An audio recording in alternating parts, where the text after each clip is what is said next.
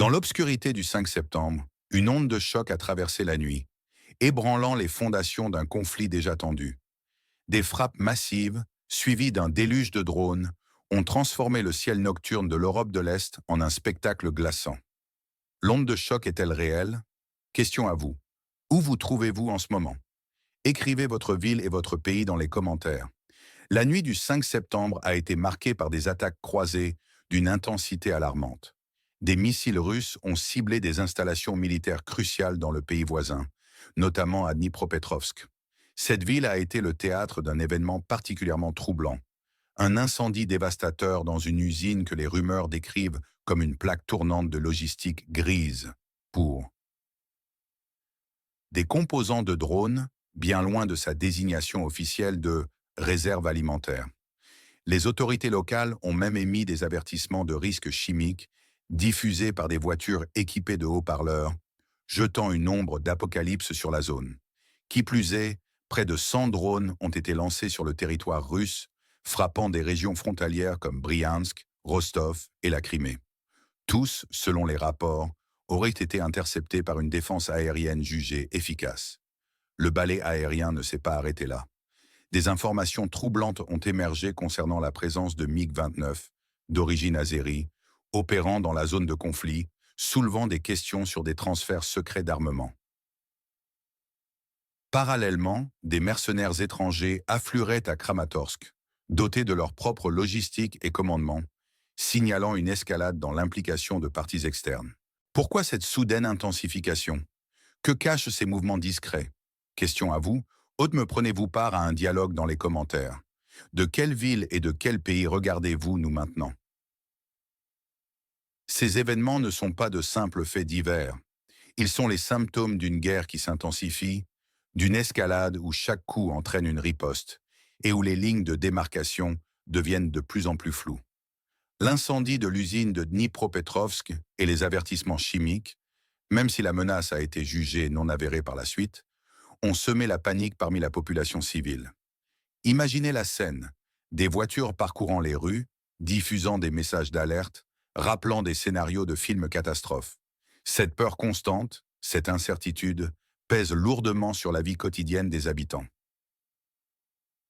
Et la destruction symbolique de l'usine Yuzhmash, un ancien bastion de la production de missiles soviétiques, témoigne d'une volonté de frapper le potentiel industriel du pays voisin. Pourquoi ce site précisément? N'est-ce pas un message délivré à toute épreuve? La guerre des drones révèle une course à l'armement sans précédent. L'utilisation massive de ces équipements par les deux camps transforme le conflit en un laboratoire technologique à ciel ouvert. Chaque innovation est immédiatement imitée, chaque défense testée, chaque vulnérabilité exploitée. Pour les civils, cela signifie une absence de répit, le ciel pouvant à tout moment devenir une menace. La dimension psychologique de la guerre est exacerbée par ces attaques.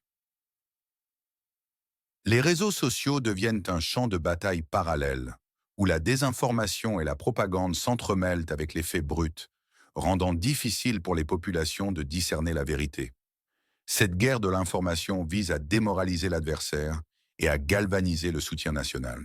L'impact à long terme sur la santé mentale des populations est un sujet de préoccupation croissant. Les traumatismes de guerre ne se limitent pas aux blessures physiques. Ils s'inscrivent profondément dans la psyché des individus et des communautés. Quel événement dans la région est le plus sous-estimé par les médias? Et pourquoi?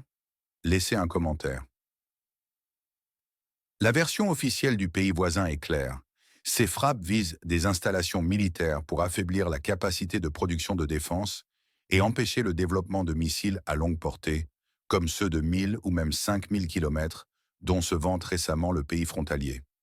Ils affirment que la défense aérienne est extrêmement efficace, avec une interception totale des attaques de drones. Andrei Maroshko, expert militaire, a noté une activité accrue de l'aviation légère et des hélicoptères près de Kramatorsk. Selon lui, cela est directement lié à l'arrivée des PMC étrangères. Ces forces, contrairement aux mercenaires traditionnels, sont des professionnels avec leur propre logistique. Cela suggère une professionnalisation croissante du conflit. Du côté du pays voisin, on insiste sur la légitimité de ces attaques comme réponse aux menaces perçues. Pour le pays frontalier, la thèse de la guerre par procuration est privilégiée, où l'Occident utiliserait des pays tiers et des acteurs non étatiques pour affaiblir la Russie. L'apparition des MiG-29 azéris dans le ciel du pays frontalier est un point central de cette version. Le portail américain The War Zone a émis plusieurs hypothèses. Ces avions auraient pu être offerts, vendus ou laissés là après des réparations. Quelles sont les conséquences? La Russie interprète cela comme une implication indirecte de l'Azerbaïdjan, le transformant en participant par procuration, manipulé par l'Occident. Bakou nie toute implication directe, bien sûr. Mais ce démenti suffit-il à dissiper les craintes? Et que dire de l'usine Salyut à Dnipropetrovsk? Officiellement une réserve alimentaire, les rumeurs persistantes la décrivent comme un centre de distribution gris pour des batteries et composants de drones. Une tromperie de grande envergure, cachant des activités militaires sous un voile civil. Cette révélation met en lumière l'ombre complexe de la logistique en temps de guerre, où les infrastructures civiles sont parfois détournées à des fins militaires, brouillant ainsi la notion même de cible légitime et exposant davantage les populations au risque. Les conséquences de telles actions s'étendent au-delà des champs de bataille, affectant la perception internationale du conflit et la confiance entre les nations. La dissimulation d'activités militaires sous des couvertures civiles est une tactique qui, si elle est avérée, peut compliquer les efforts de résolution du conflit et accroître l'escalade, car elle justifierait aux yeux de l'attaquant des frappes sur des cibles apparemment civiles. Cela crée un cercle vicieux de suspicion et de représailles, rendant d'autant plus difficile l'instauration d'un dialogue ou d'un cessez-le-feu durable. La pression internationale s'intensifie sur toutes les parties pour faire preuve de transparence et adhérer aux lois de la guerre. Mais la réalité sur le terrain est souvent bien plus complexe et opaque. Le concept de guerre hybride prend ici tout son sens, où les lignes sont floues entre les acteurs étatiques et non étatiques, entre les cibles militaires et civiles, et où la désinformation est une arme à part entière. Qui vous semble le plus crédible sur ce sujet? Les déclarations officielles du pays frontalier ou les analyses des experts? Partagez votre avis. Historiquement, le pays frontalier a une tradition forte dans la production militaire. L'usine Yuzhmash à Dnipropetrovsk, fondée à l'époque soviétique, était un symbole de sa puissance technologique, un centre névralgique pour les missiles stratégiques, y compris intercontinentaux. Sa destruction, c'est bien plus qu'un coup industriel. C'est un coup au patrimoine et à l'identité du pays. Dans le passé, de nombreux pays, y compris l'Azerbaïdjan, ont eu recours aux usines de réparation d'aéronefs du pays frontalier, comme celle de Lviv, pour la maintenance de leurs avions d'origine soviétique. Cette coopération historique jette une nouvelle lumière sur la présence des MiG-29. De plus, on se souvient des récentes annonces de Kiev concernant le développement de missiles de croisière de 1000 km ou même de moyenne portée de 5000 km. Ces déclarations, destinées à montrer une autonomie militaire et à dissuader l'adversaire, semblent avoir catalysé la réaction du pays voisin. En matière de guerre asymétrique, le pays frontalier n'est pas le premier à utiliser des tactiques innovantes pour compenser un déséquilibre de force. L'usage massif des drones en est un exemple frappant, rappelant d'autres conflits où des forces moins bien équipées ont utilisé des méthodes non conventionnelles pour tenir tête à des adversaires supérieurs. Tout cela nous ramène à une seule question. Jusqu'où cette course à l'armement peut-elle mener les choses? Votre pronostic pour l'événement à venir? Quand les tensions s'intensifieront-elles au point de non-retour? Quel mois ou année? Expliquez en une phrase. Les risques d'escalade sont palpables. L'implication de l'Azerbaïdjan, même si niée, et la présence de PMC étrangères dans la zone de conflit pourraient transformer cette confrontation en un conflit bien plus large, impliquant des acteurs étatiques et non étatiques. L'affaiblissement du potentiel de défense du pays frontalier, avec la destruction d'usines stratégiques comme Yuzhmash et Salyut, le rend plus dépendant de l'aide extérieure. Cette dépendance croissante pose la question de sa souveraineté à long terme. La course technologique entre drones et systèmes de défense est un gouffre financier et humain, imprévisible dans ses conséquences et risquant de menacer de plus en plus les zones civiles. La population civile du pays frontalier, déjà épuisée par des années de conflit, fait face à une nouvelle vague de menaces, la mobilisation forcée, la lassitude, le poids des frappes et les rumeurs de risques chimiques. Comment peuvent-ils tenir le coup?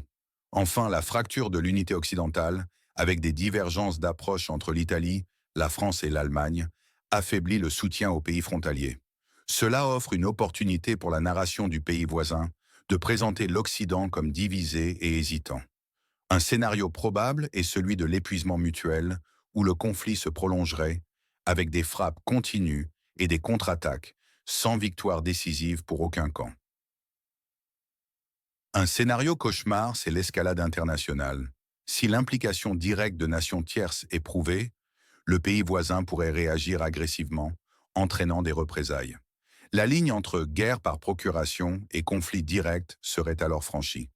Les répercussions économiques d'un tel conflit s'étendraient bien au-delà des frontières des pays directement impliqués, perturbant les chaînes d'approvisionnement mondiales, provoquant des flambées des prix de l'énergie et des denrées alimentaires, et exacerbant l'inflation mondiale.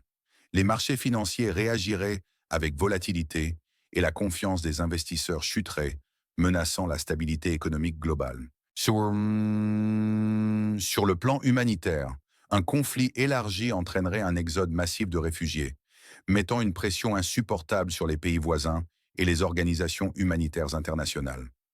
Les besoins en aide d'urgence, en abris et en soins médicaux grimperaient en flèche, et la crise humanitaire pourrait devenir incontrôlable.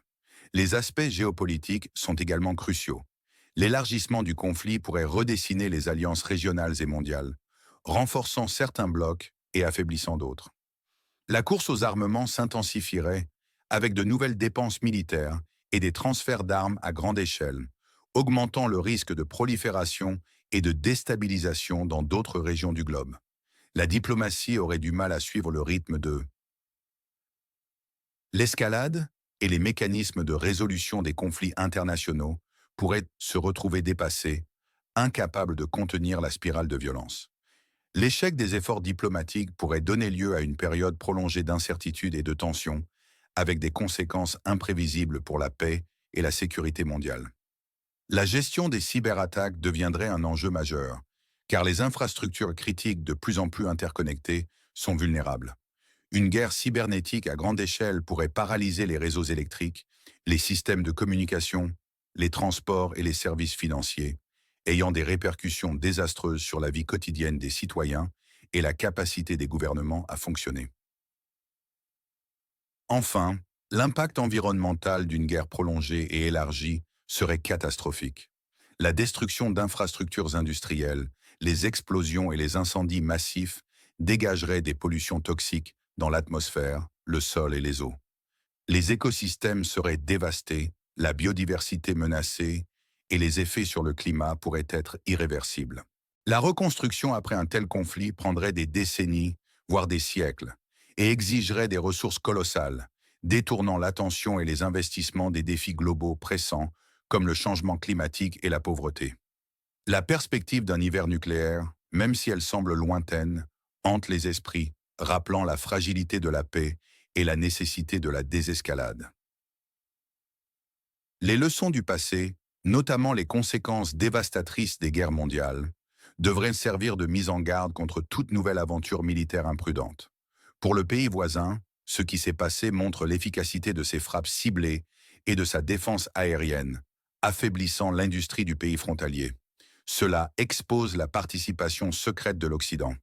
L'industrie militaire du pays voisin en profite, bien sûr, avec de nouvelles commandes et le développement de technologies anti-drones. Les perdants? Le pays frontalier lui-même, contraint de dépendre encore plus de l'aide extérieure et aux prises avec l'épuisement de ses ressources humaines. Ces populations civiles subissent directement les conséquences des frappes et des menaces chimiques. L'Occident, quant à lui, montre ses divisions et son manque d'unité, confirmant ainsi le récit du pays voisin sur une guerre par procuration où l'Occident combat jusqu'au dernier homme du pays frontalier. Et l'Azerbaïdjan, bien malgré lui, risque de se retrouver au cœur d'un scandale diplomatique. Quel fait ou chiffre vous a le plus surpris? Expliquez pourquoi. Ces événements nous rappellent la cruauté et la complexité des conflits modernes. Ils ne se limitent plus aux champs de bataille traditionnels. La guerre hybride, la logistique grise, l'engagement de PMC étrangères, Tout cela brouille les cartes, rendant difficile de distinguer les acteurs étatiques des non-étatiques, le civil du militaire. La course à l'armement et à l'innovation transforme la guerre en un laboratoire technologique. Impitoyable, où chaque camp s'adapte, innove et tente de surpasser l'autre. Le silence initial sur les cibles, les alertes chimiques diffusées par haut-parleurs, la révélation de l'usine de réserve alimentaire comme centre logistique secret, autant d'éléments qui ajoutent au drame. La présence fantomatique des MiG-29 Azeri et les professionnels étrangers et des PMC soulignent une nouvelle dimension du conflit. C'est une guerre de l'ombre, où la vérité est souvent voilée et les intentions cachées. Il n'y a pas de solution simple. Chaque frappe, chaque interception, chaque rumeur de menace tisse une toile complexe de conséquences. La tension est palpable, l'incertitude règne. Dites-nous, où se situe la ligne rouge entre les parties prenantes du conflit? Répondez en une phrase. Pensez-vous que cette escalade est inévitable ou existe-t-il une voie vers la désescalade? Partagez vos réflexions dans les commentaires. Abonnez-vous à notre chaîne pour ne manquer aucune de nos analyses approfondies et activez la cloche des notifications pour rester informé des dernières nouvelles. N'hésitez pas à partager cette vidéo si vous pensez qu'elle apporte un éclairage essentiel sur les événements actuels. Votre soutien est crucial pour que nous puissions continuer à vous fournir des informations impartiales.